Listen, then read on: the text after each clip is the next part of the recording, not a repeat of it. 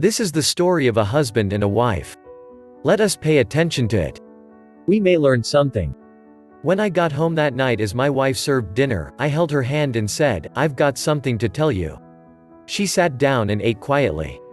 I observed the concern in her eyes. Suddenly, I didn't know how to open my mouth. But I had to let her know what I was thinking. "I want a divorce," I said calmly. She didn't seem to be annoyed by my words, but instead asked me softly, "Why?" I avoided her question, which only made her angry. That night, we didn't talk to each other and she went to bed in tears. I knew she wanted to find out what had happened to our marriage, but I could hardly give her an answer. How could I tell my wife of 10 years that I had fallen in love with someone else? With a deep sense of guilt, I drafted a divorce agreement which stated that she could own our house, our car, and 30% ownership of my company. She glanced at it and then tore it into pieces. I felt sorry for her. I was sorry for how she was feeling, but I could not take back what I had said. I had fallen in love with Jane, who worked at my company. Finally, she cried loudly in front of me, which was what I had expected to see. To see and hear her cry was actually a bit of a release. The idea of divorce, which had obsessed me for several weeks now, seemed to be firmer and clearer now. The next day, I came back home very late, having spent the day with Jane, and found Amy sitting at the table writing something. I didn't know what to say, so I went straight to bed and fell asleep. When I awoke, she was still there at the table writing. Without asking any questions, I went back to bed. Quite honestly, I just didn't care. In the morning, she presented her divorce conditions. She didn't want anything materialistic from me. She requested that during the next 30 days, we both work to live as normal a life as possible. Her reasons were simple: our son had his exams in a month's time and she didn't want to disrupt him with news of our broken marriage. This was agreeable to me. But she had something more. She asked me if I remembered our wedding day, and how I had carried her into the out-bridal room, over the threshold that night. She continued and requested that every day for the next month's duration that I carry her out of our bedroom to the front door every morning. I thought she was going crazy. Just to make our last days together bearable, I accepted her odd request. I immediately told Jane about my wife's divorce conditions. She laughed it off and thought it was absurd. Jane said, Amy will have to face the divorce no matter what tricks she was trying to use. Now, Amy and I hadn't had any body contact since the night I told her of my affair and my plans to divorce her.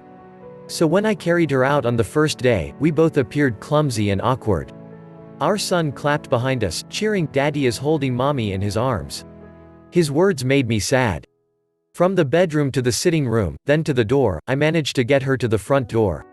Before I put her down, she whispered, "Don't tell our son about the divorce." I nodded in agreement, feeling somewhat upset. I put her down outside the door. We both headed off to work.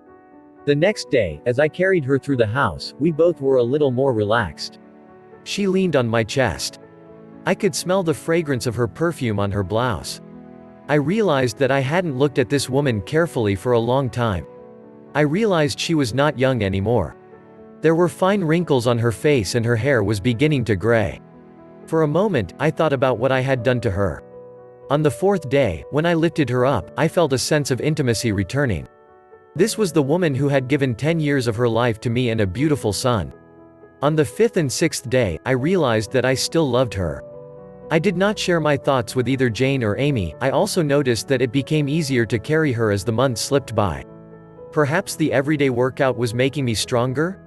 One morning, as we were dressing for work, Amy mentioned that she was struggling with what to wear. She tried on quite a few dresses, but because she had lost weight, nothing fit as it did before. Then it hit me. I suddenly realized that she had grown so thin. That was the reason why I could carry her more easily. A few moments later, our son came into our room and said, "Dad, it's time to carry Mom to the door." To him, seeing his father carrying his mother out had become an essential part of his life. My wife gestured to our son to come closer and she hugged him tightly. I turned my face away because I was afraid of the feelings I was having. I then picked her up and carried her through the rooms of our home.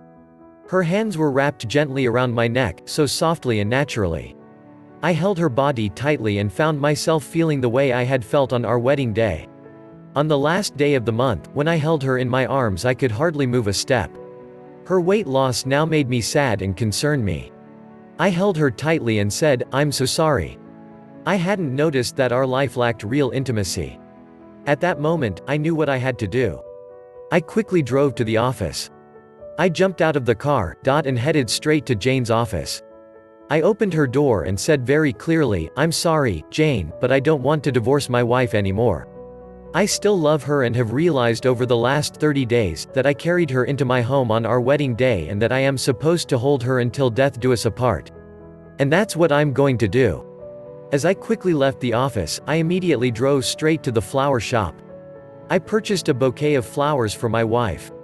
The card read, "I'll carry you out every morning until death does us apart." That evening I arrived home, flowers in my hands and a smile on my face. I felt so alive with my renewed love for my wife. As I ran upstairs to our bedroom, I found Amy. I found my wife lying in our bed, dead. My wife had been fighting cancer for months, but I was so busy with Jane, I didn't even notice. She knew that she would die soon, and that's why her final request was so important to her. She wanted to ensure that our son would see me, his dad, as a loving husband, carrying his mom gently to the door every day. Moral of the story: the small details of our lives are what really matter most to us. It's not the car, the mansion, the property, or money in the bank that gives the true strength in a relationship. These create an environment for happiness but cannot give happiness in themselves. So, find time to be your spouse's friend, do little things for each other that build intimacy. Have a real happy marriage.